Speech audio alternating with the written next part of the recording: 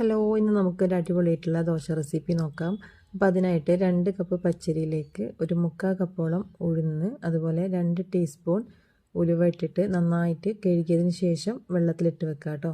കുറച്ച് വെള്ളം ഒഴിച്ച് വെക്കുന്നുണ്ട്. എന്നിട്ട് ഒരു 4 മണിക്കൂറെങ്കിലും അത്യാവശ്യം കുതിരാനായിട്ട് വെക്കണം.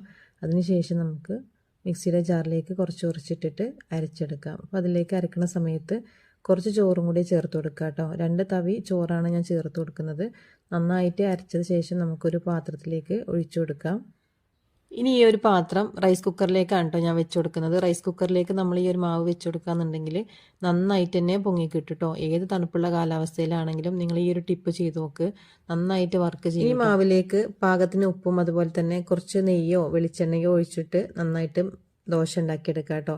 അടിപൊളി സോഫ്റ്റ് ആയിട്ടുള്ള ദോശ റെസിപ്പിയാണ്. നിങ്ങൾ എല്ലാവരും ഒന്ന് ട്രൈ ചെയ്ത് നോക്കുക കേട്ടോ.